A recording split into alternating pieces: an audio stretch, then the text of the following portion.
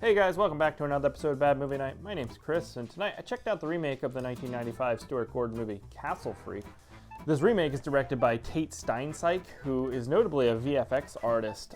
So this movie's about a young woman who is in a car accident with her boyfriend while he's drunk and high, and she is rendered blind from this accident. And after this occurs, she learns that she has inherited a castle in Albania, as one does occasionally, and travels there with her boyfriend in order to sell the place. While there, they realize there is a castle freak and some hijinks ensue. So this movie does share a bunch of aspects from the original Stuart Gordon movie. There's the inheritance aspect, there's the blindness of one of the characters. Obviously the castle freak is somehow related to our main characters. And they do carry through some of the thematic elements of like the alcoholism and et cetera. So, I don't know if Castle Freak, the original, is a big mainstream popular horror movie. I think there is a niche of horror fans who do have a special place for that movie. I enjoy it quite a bit. It is a Stuart Gordon movie. It stars Barbara Crampton and Jeffrey Combs. You have those three people together making something. It's probably going to be something I enjoy. Reanimator, From Beyond, etc. It was also a full moon movie, which I like a lot of full moon movies, but most of them are kind of down and dirty, quick turnaround monster creature features. And I always thought Castle Freak was a bit more of an actual deeper movie.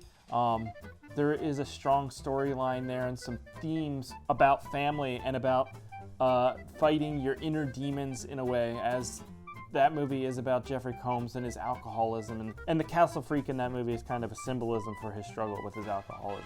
This movie's not quite as deep in that aspect, but I will say this movie does embrace its Lovecraft elements way more than the original did. The original feels more like an Edgar Allan Poe story retold. This gets pretty ambitious with its Lovecraft stuff. So, I guess I'm going off on that tangent because it's weird that they're remaking Castle Freak.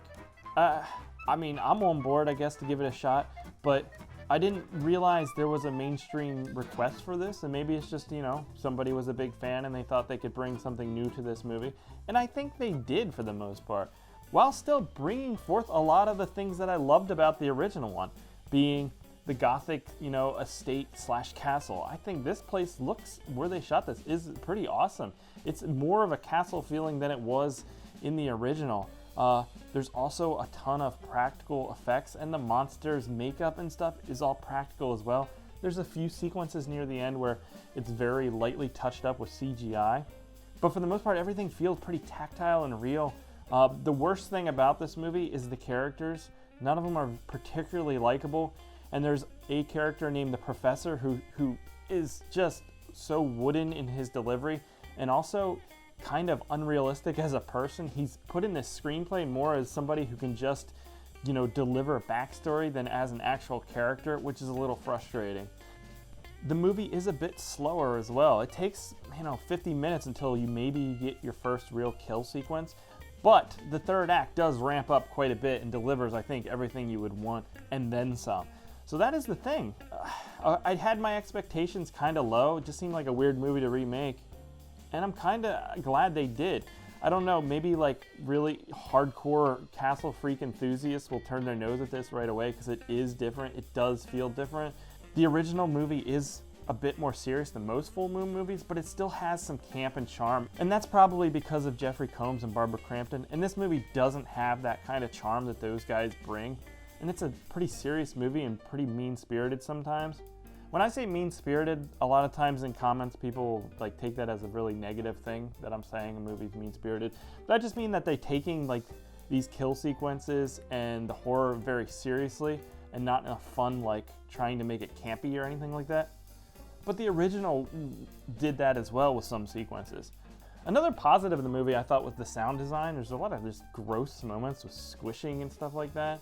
And the creatures making noises and all the kill sequences, the gore and the dripping and the ripping and everything like that is just really well done. The look has a very clean, digital look that the original didn't because it was shot on film. So it's kind of an unfair comparison, but I think the lighting and everything like that is pretty good. There's some wonky shots where it feels like some things are out of focus and stuff like that. Nothing too amazing with the cinematography here, but like I said earlier, the practical effects are all really well done, and the ending sequence where it just gets so ambitious and weird, I'm kind of on board for. It really started to embrace its Lovecraftian roots that the story originally comes from. I don't know what the original story is about, I've never read it, but I do know it's a Lovecraft story, and the elements they bring in here are all Lovecraftian elements. So the movie's not perfect by any sense, but I did enjoy it quite a bit. I think it's a bit long, and I think the second act could have been trimmed down some, but the third act really redeemed this movie. And for the most part, I ended up really enjoying it. If you have a Shudder subscription, it's out now, so it's definitely worth checking out. I would be curious to hear what other people think who haven't seen the original and went in with zero expectations. So yeah, Castle Freak, out now. Check it out if you have a Shudder subscription. If you liked it or if you have comments, let me know down below, and then I'll catch you here next time, guys. Goodbye.